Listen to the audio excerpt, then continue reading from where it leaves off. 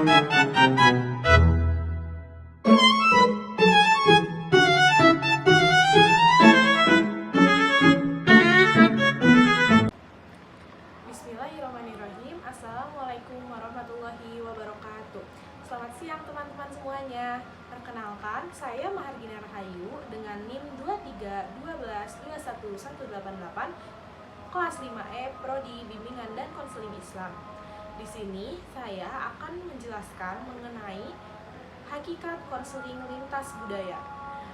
Video ini disusun untuk memenuhi tugas mata kuliah konseling lintas budaya. Langsung saja ke materi yang pertama, yaitu pengertian dan tujuan konseling lintas budaya.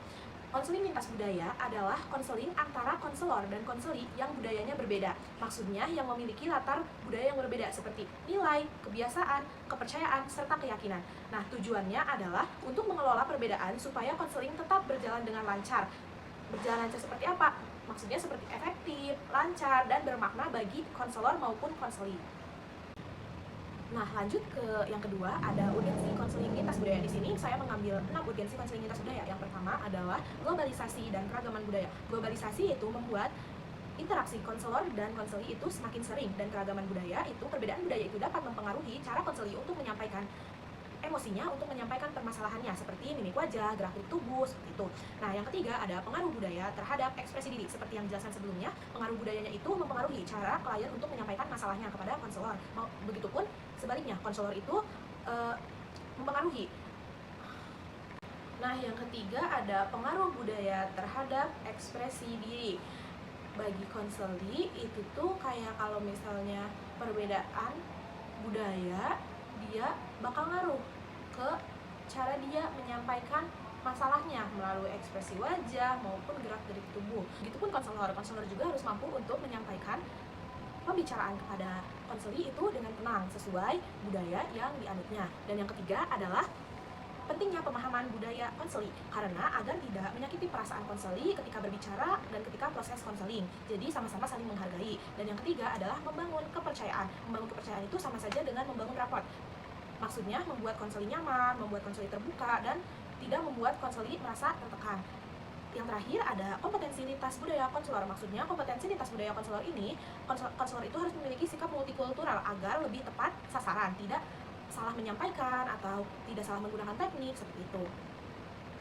Nah, jadi urgensi konseling lintas budaya ini terletak pada kemampuan konselor untuk memastikan bahwa proses konseling itu tetap berjalan efektif di tengah keragaman budaya dengan menjunjung tinggi pemahaman, penghargaan, dan keadilan bagi setiap konseli.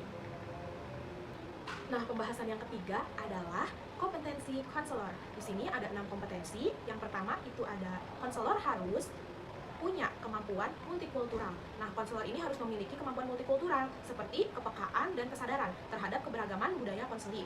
Nah, kemampuan ini mencakup pemahaman setiap budaya itu memiliki nilai, norma, dan cara pandang yang berbeda. Yang kedua, ada sikap terbuka dan menghargai perbedaan. Sikap terbuka itu merupakan kompetensi dasar dalam konseling lintas budaya. Konselor itu harus bisa menerima perbedaan budaya tanpa menghakimi, sama tanpa memaksakan nilai pribadi kepada konseli. Nah, yang ketiga ada tahu budaya konseli atau memahami budaya konseli. Nah, konselor juga perlu untuk memiliki pengetahuan tentang latar belakang budaya konseli, termasuk sistem nilai, kepercayaan, norma sosial, serta kebiasaan yang mempengaruhi perilaku konseli. Nah, yang keempat ada bisa menyesuaikan cara bimbingan. Maksudnya itu mampu menyesuaikan cara bimbingan. Nah, dalam konseling lintas budaya ini, konselor itu tidak dapat menggunakan pendekatan yang sama, tidak dapat menggunakan pendekatan yang seragam, karena konselor itu harus mampu menyesuaikan teknik, strategi, gaya komunikasi berbeda sesuai dengan karakteristik kliennya.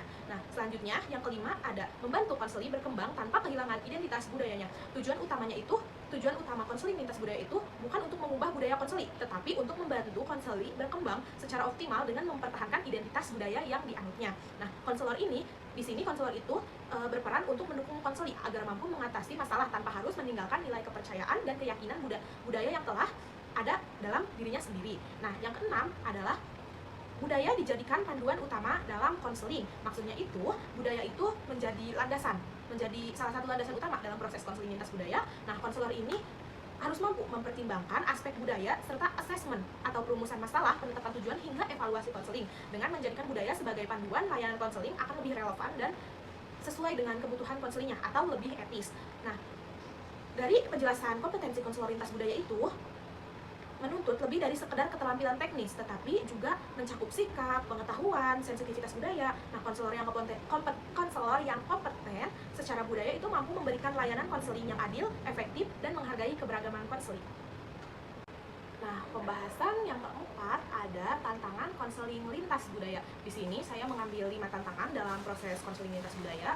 Yang pertama itu ada perbedaan nilai kepercayaan. Maksudnya itu setiap budaya itu kan memiliki sistem nilai dan kepercayaan yang berbeda-beda ya dalam memandang kehidupan, masalah, serta cara mengatasinya. Nah, perbedaan ini itu dapat mempengaruhi cara konseling memaknai masalah yang dialami dan harapan terhadap proses konseling.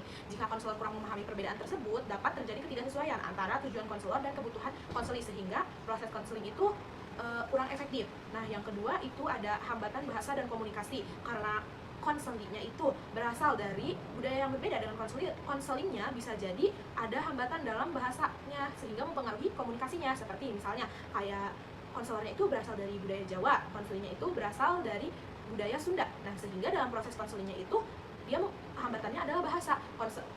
Konselingnya ini kurang memahami bahasa Jawa, jadi sedangkan konselornya kurang memahami bahasa Sunda. Nah, itu tuh bisa dilakukan dengan adanya orang ketiga, tetapi orang ketiga itu juga harus kesepakatan, seperti misal penerjemah, seperti itu. Di dalam tantangan yang ketiga ada stereotip dan bias budaya.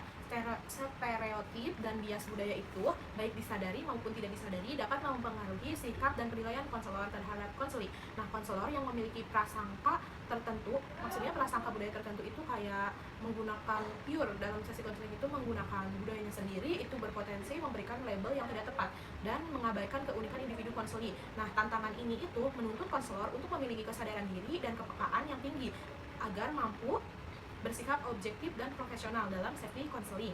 Nah, yang keempat ada perbedaan pandangan tentang masalah kesehatan mental. Nah, budaya itu sangat mempengaruhi cara memandang masalah psikologis dan kesehatan. Dalam beberapa budaya, masalah mental itu kadang dianggap sebagai kelemahan pribadi atau hal yang kayak sensitif untuk dibicarakan. Nah, perbedaan pandangan ini itu bisa membuat konseling itu enggan terbuka atau menolak pendekatan konseling tertentu. Kayak pandangan tentang masalah dan kesehatan mental itu kan kadang orang awam nih, maksudnya orang kaya desa itu kan kadang kalau misalnya kita sakit mental itu kita tuh kayak disepelein, kadang dianggap gila. Nah, beda lagi dengan orang-orang perkotaan. Orang-orang perkotaan itu kayak mereka kan emang hektik bekerja gitu. Ada beberapa yang mengalami penyakit mental, tetapi tuh hal tersebut tuh bukan sebuah aib gitu, dan orang-orang juga memandangnya tidak langsung kayak memandang kamu gila nih, nggak seperti itu ya. Nah, selanjutnya ada yang kelima itu ada kurangnya kompetensi lintas budaya konselor. Nah, tantangan yang sering muncul itu juga adalah kompetensi lintas budaya konselor, bisa dari segi pengetahuan, sikap, maupun keterampilan. Nah, konselor yang belum memiliki pemahaman multikultural itu cenderung menggunakan pendekatan yang bersifat umum dan kurang efektif, jadi masih umum banget gitu loh. Nah, terhadap kebutuhan budaya konselingnya. Nah, hal ini tuh bisa menurunkan kualitas layanan konseling dan hasilnya itu mungkin tidak sesuai yang diinginkan, seperti itu. Nah, tantangan konseling lintas budaya ini menuntut konselor untuk mengembangkan kompetensi multikultural, meningkatkan kepekaan budaya, serta bersikap reflektif terhadap nilai dan bias pribadi. Dengan demikian, konselor itu dapat memberikan layanan yang lebih efektif, etis, dan menghargai keragaman konseling. Nah, dari penjelasan mengenai hakikat konseling lintas budaya itu dapat disimpulkan bahwasannya konseling lintas budaya itu menekankan bahwa budaya adalah aspek sentral dalam konseling. Nah, dalam konseling lintas budaya, konselor itu tidak hanya membantu menyelesaikan permasalahan klien, tetapi konselor juga harus mampu memahami, menghargai, mengintegrasikan latar budaya konseling agar proses konseling itu berjalan dengan lancar dan efektif. Sekian penjelasan mengenai hakikat konseling lintas budaya. Semoga penjelasan ini bermanfaat bagi yang menonton. Terima kasih, kurang dan lebihnya mohon dimaafkan. Wassalamualaikum warahmatullahi wabarakatuh.